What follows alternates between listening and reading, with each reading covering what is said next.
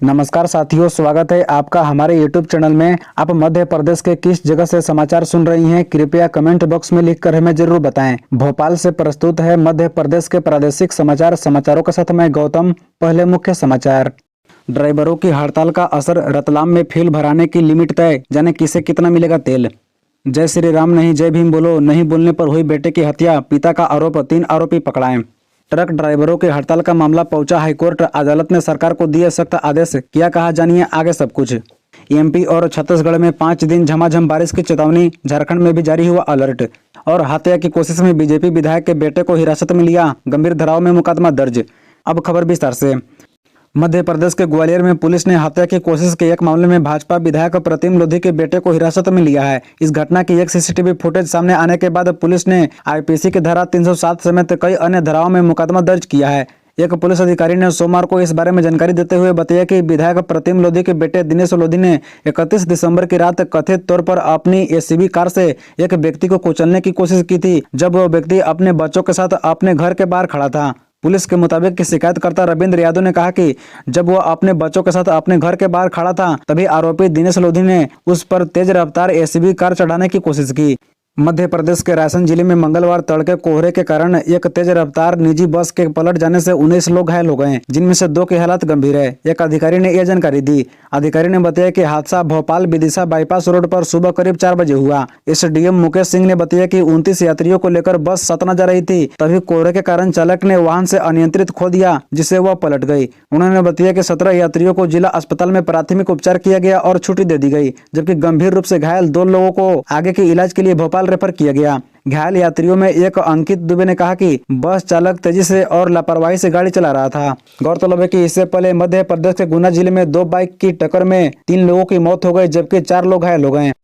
खरगोन के गोगांव में चल रहे जगदम्बा माता मेले में झूला टूटने से एक महिला व बालिका घायल हो गई। घटना मंगलवार शाम करीब 4 बजे की है। हादसे में एक महिला और 7 साल की बच्ची दिव्यांशी जितेंद्र नामदेव को मामूली चोटें आई। झूला टूटने से कुछ देर के लिए मेले में भड़दंग मच गई, लेकिन झूला ज्यादा ऊंचा नहीं होने के कारण बड़ा हादसा टल गया। घटना के बाद झूले का मालिक झूला छोड़कर भाग गया।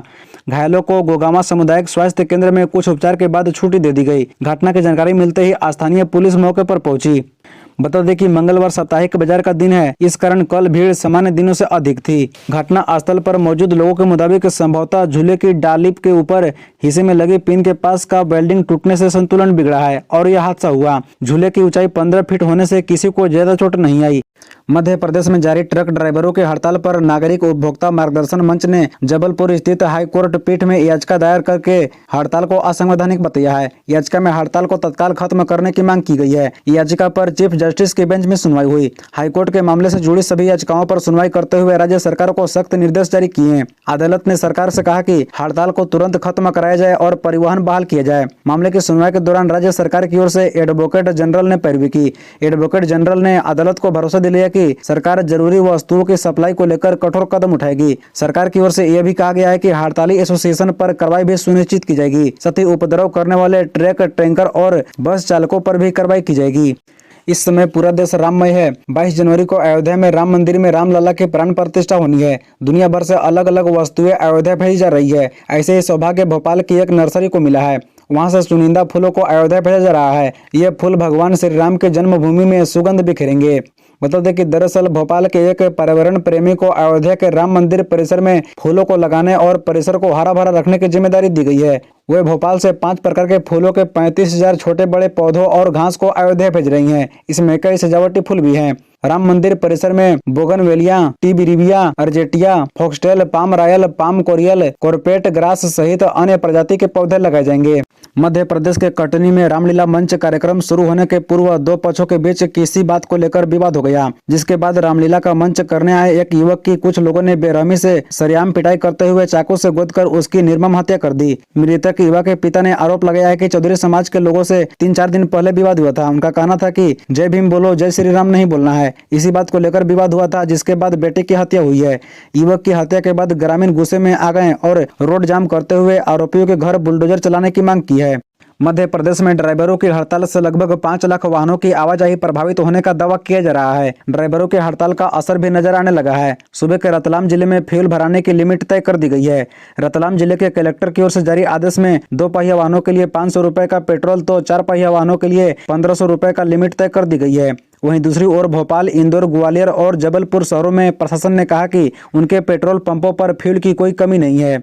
जी हां, बता दें कि रतलाम कलेक्टर ने कहा है कि 2 पहिया वाहनों को 500 रुपए और 4 पहिया वाहनों को 1500 रुपए से अधिक का पेट्रोल डीजल नहीं दिया जाए। रतलाम कलेक्टर भास्कर लाछाकर ने मंगलवार को हालात पर एक बैठक ली। इसमें सभी ट्रांसपोर्ट एसोसिएशन एवं पेट्रोल पंप संचालकों से बात की गई।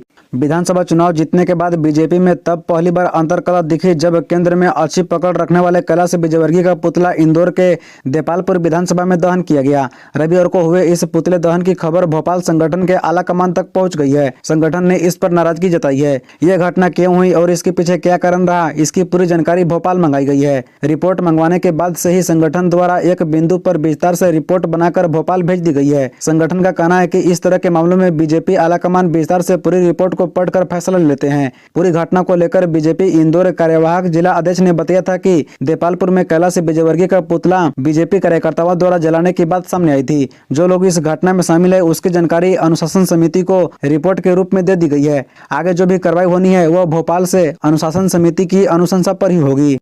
शिवराज सिंह चौहान अब मध्य प्रदेश के सीएम नहीं है, लेकिन फिर भी उनकी डिमांड है। शिवपुरी शहर की वार्ड क्रमांक 30 की महिलाओं ने मध्य प्रदेश में फिर से शिवराज मामा की डिमांड की है। शिवपुरी में बिजली नहीं मिलने से परेशान महिलाओं ने नारेबाजी करते हुए बिजली विभाग की लापरवाही को लेकर नाराजगी जताई है। महिलाओं का कहना था कि विधानसभा चुनाव में उन्होंने मामा को वोट दिए, लाडली बहनों के नाते मामा शिवराज को वोट दिए, लेकिन अब उन्हें लाइट नहीं मिल रही है।